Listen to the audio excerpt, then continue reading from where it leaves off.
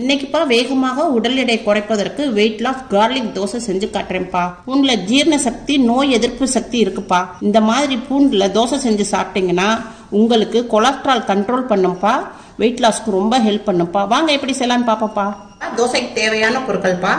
இப்போ ஒரு cup oats எடுத்திருக்கேன், ஒரு கப்பு கோதுமை மாவு எடுத்திருக்கேன், ஒரு கேரட்டு துருவி வச்சிருக்கேன், ஒரு பச்சை மிளகாய் பொடியா நறுக்கி வச்சிருக்கேன், இந்த மாதிரி ஒரு 7 பூண்டு எடுத்து வச்சிருக்கேன், கொஞ்சோண்டு புதினா, ஒரு கைப்பிடி அளவுக்கு கொத்தமல்லி இலை, ஒரு மீடியமான வெங்காயம் துருவி வச்சிருக்கேன்ப்பா. வாங்க உங்களுக்கு தோசை செஞ்சு காட்டுறேன். மிக்சி ஜார் எடுத்திருக்கோம்ப்பா. அதில் ஒரு கப்பு ஓட்ஸை மிக்சி ஜாரில் போட்டுருவோம். இது உங்களுக்கு பவுடராக்கி கொண்டுட்டு வரேன். மிக்சியில் பவுடராக்கி கொண்டு வந்திருக்கேன். நல்லா பவுடராகிருக்கு. இப்போ இதை ஒரு பவுலில் மாற்றிக்கிடுவோம். நம்ம ஒரு கப்பு கோதுமை மாவு வச்சுருந்தோம் இல்லையா, இதை இதில் போட்டுக்குருவோம். ஒரு பச்சை மிளகா பொடிசாக நறுக்கி வச்சுருக்கேன்ப்பா, இதை இதில் போட்டுக்குருவோம். வெங்காயம் பொடிசாக நறுக்கி வச்சுருக்கோம், அதை இதில் ஒரு 2 ஸ்பூன் போட்டுக்குருவோம். துருகி வச்சுருக்கேன் கேரட்டு, அதையும் போட்டுக்குருவோம். கொஞ்சம் கொத்தமல்லியை நல்லா பொடிசாக நறுக்கி போட்டுக்குருவோம். ஒரு 10 இலை புதினா இலை, இதையும் பொடிசாக நறுக்கி போட்டுக்குவோம்.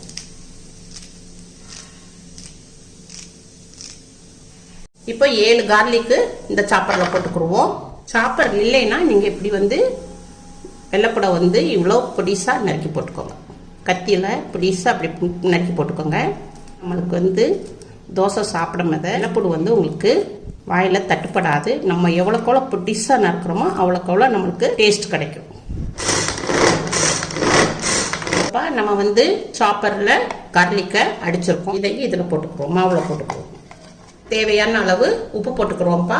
நான் பிங்க் சால்ட் போட்டிருக்கேன் வெயிட் லாஸ்க்கு. கொஞ்சம் சீரகம் போட்டுக்குவோம். எல்லாத்தையும் கலந்துக்குருவோம். கலந்தாச்சுப்பா. இப்போ இதில் நம்ம தண்ணி ஊற்றிக்கிடுவோம். கொஞ்சம் கொஞ்சமாக ஊற்றி பிசையணும். அவ்வளோதான்ப்பா, நல்லா நம்ம பிசைஞ்சிட்டோம். இதை ஒரு 10 நிமிஷத்துக்கு ரெஸ்ட்டில் வச்சுருவோம்.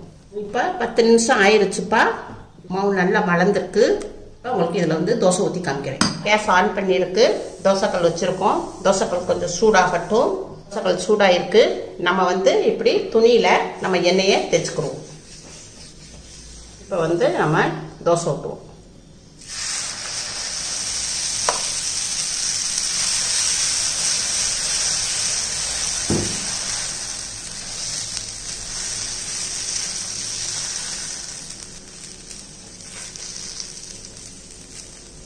நம்ம தோசை ரொம்ப மெல்லிசாக ஊற்றக்கூடாது. இப்படி அடை மாவு பதத்துக்கு கொஞ்சம் திக்காக ஊற்றிக்கணும். 2 நிமிஷம் வேகட்டும். இப்போ 2 நிமிஷம் நம்ம வேக வச்சாச்சுப்பா. இதை பிரட்டி போட்டுக்குருவோம். பூண்டு பிளட் ப்ரெஷரை கண்ட்ரோல் பண்ணுப்பா. இதே நோய் உள்ளவங்க பூண்டுல இப்படி தோசை செஞ்சு சாப்பிட்டீங்கன்னா அவங்க உடம்புக்கு ரொம்ப நல்லது. பிரட்டி போட்டிருந்தோம் இல்லையா, அந்த பக்கம் வெந்துடுச்சு. இப்போ திருப்பி போட்டுக்குருவோம். இப்போ இதை நல்லா அமுக்கி விட்டுவோம். இப்போ தோசை வெந்துருச்சு. இப்போ இதை ஒரு பிளேட்டில் மாற்றிக்கிறோம். அவ்வளோதான்ப்பா, கார்லிக் தோசை ரெடி ஆயிருச்சு. இதை நம்ம பிரேக்ஃபாஸ்ட்டுக்கு சாப்பிட்லாம், டின்னருக்கு சாப்பிட்லாம். சின்ன பிள்ளைகள்லேருந்து பெரியவங்க வெயிட் லாஸில் இருக்கிறவங்க எல்லாருமே சாப்பிட்லாம்ப்பா.